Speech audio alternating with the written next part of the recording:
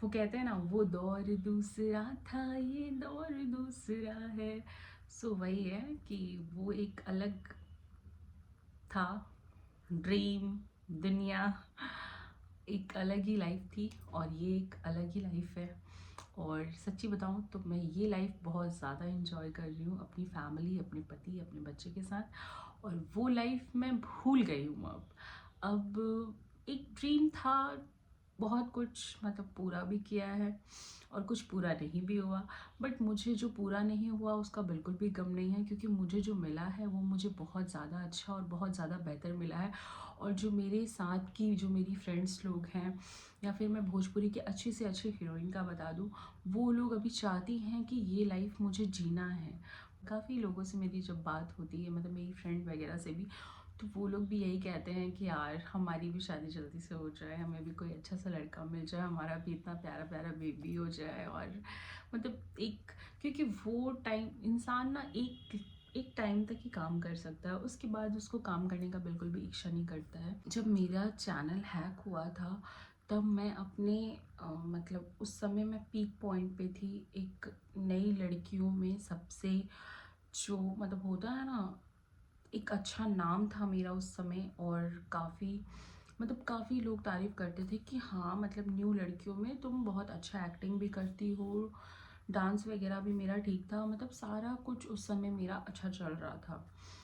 But जैसे ही मेरा ID hack हुआ, मतलब मुझे यहाँ से यहाँ पहुँचा दिया लोगों ने ही, वही जो लोग मुझे बोलते थे एक टाइम में कि हाँ आप बहुत अच्छा कर रहे हो, आपकी एक्टिंग अच्छी है। लोग मेरे फ़ैन थे उस समय, मतलब मैं आपका रील्स देखता हूँ, मैं आपकी रील्स देखती हूँ, ये वो, मतलब वही लोगों ने मुझे बाद में ऐसा लगा कि नहीं, हाँ ठीक है ना, ठीक है, बहुत कॉमन ले लिया।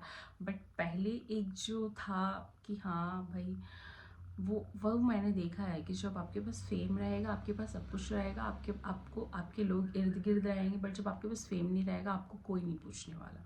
सो hey everyone, hi, welcome to my channel. I know hope आप सब बहुत अच्छे होंगे, स्वस्थ होंगे, मस्त होंगे।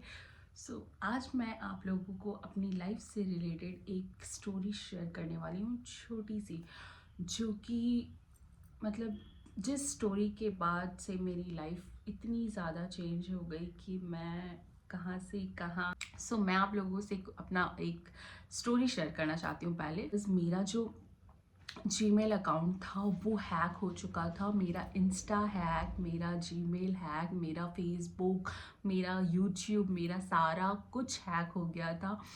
और वो जो बंदा था जो हैक किया था, मतलब वो टर्की वर्की का कोई बंदा था, पता नहीं, मुझे नहीं पता कैसे हैक हुआ था। मुझे एक आईडी आया था जिसमें मेरा आईडी लॉग आउट हो गया था, मुझे लगा कि शायद मुझे लॉग इन करना है। मैंने जैसे ही उस पर लॉग इन किया वैसे ही मेरा अकाउंट डिलीट हो गया। सो आप समझ सकते हो कि मेरे साथ उस सिचुएशन में क्या मतलब बीत रहा होगा मेरे ऊपर। मैं कितना ज़्यादा डिप्रेस्ड हो गई थी, और मतलब इतना ज़्यादा मैं परेशान हो गई थी ना कि मैं आप लोगों को बता नहीं सकती हूँ। और उस सिचुएशन में जब मेरा गाना वगैरह मैं बहुत अच्छा कर रही थी उस समय, इंडस्ट्री में काम वगैरह भी, और उसी दिन जिस दिन मेरा ये चैनल हैक हुआ था, सॉरी मेरा आईडी हैक हुआ था, उस दिन मतलब मेरा इंडस्ट्री के, भोजपुरी इंडस्ट्री के सबसे बड़े स्टार के साथ उस दिन मेरा गाना आ रहा था।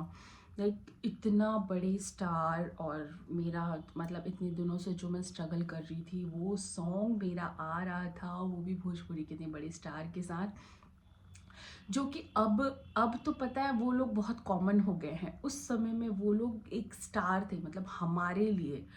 अब इतना मतलब वो एक भोजपुरी इंडस्ट्री इतना छीछा लेदर हो गया है ना कि अब हीरो लोग बहुत कॉमन हो गए हैं। बट जब हम लोग गए थे इंडस्ट्री में तब हमें लगता था कि ये बहुत बड़े स्टार हैं और इनके साथ काम करना मतलब आपको एक अचीवमेंट मिल जाएगा आगे बढ़ने का, और आप मतलब जल्दी से आप ग्रो कर जाओगे, आपको मतलब कोई सपोर्ट का ज़रूरत नहीं पड़ेगा, किसी चीज़ का नहीं, बस एक गाना कर लो और फिर उसके बाद आपका लाइफ खुल जाएगा। बट ऐसा मेरे साथ बिल्कुल भी नहीं हुआ। जिस दिन मेरा उनके साथ सॉन्ग आया और रिलीज़ होने वाला था सॉन्ग, और लाइक उससे पहले मतलब मेरा लाइफ एकदम शॉर्टेड था, मस्त था, सब कुछ अच्छा चल रहा था। बट जिस दिन गाना आया उस दिन मेरा चैनल हैक हो गया, मेरा इंस्टाग्राम आईडी सारा, मतलब उस समय मेरे 1.5 लाख फॉलोअर्स थे, वो सारे चले गए। और मैं फिर से, वो कहते हैं ना, आसमान से गिरना और खजूर पे अटक जाना, मतलब ऐसे ऐसे करके स्टेप बाय स्टेप जो चढ़ी थी वो मैं सीधा नीचे डाउनफॉल एकदम गिर गई।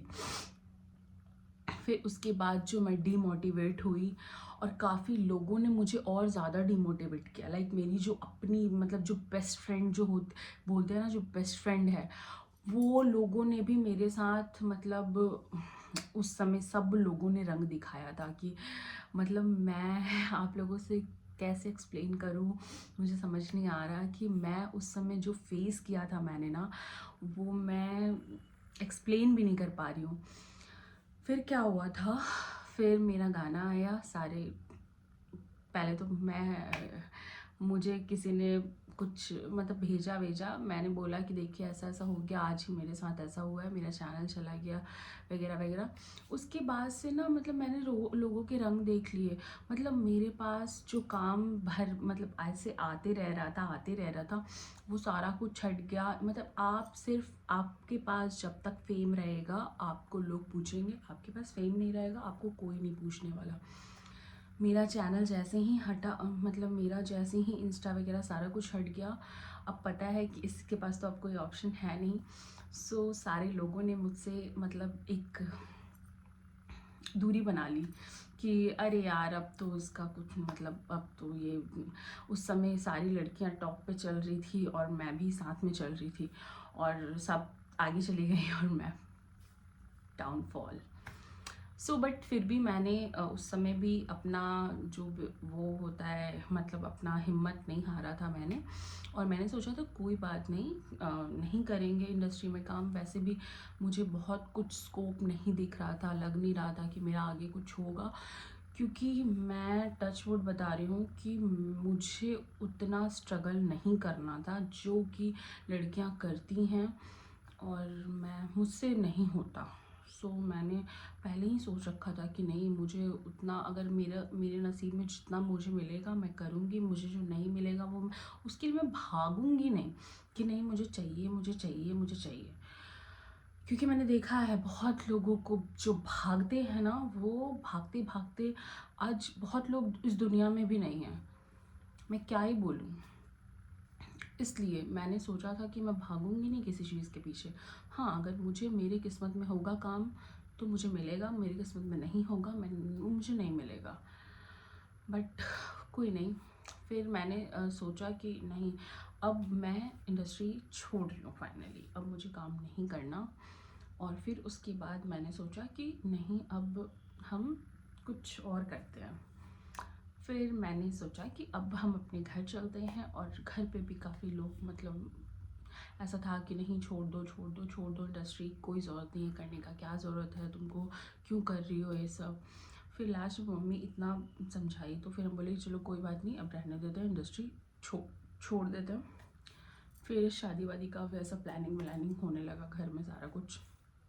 गाइज़, ये थी मेरी एक छोटी सी स्टोरी, जिसके बाद से मैंने इंडस्ट्री छोड़ दिया और मेरी लाइफ पूरी चेंज हो गई।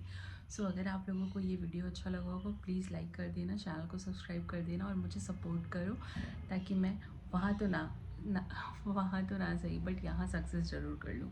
Thank you so much, bye bye.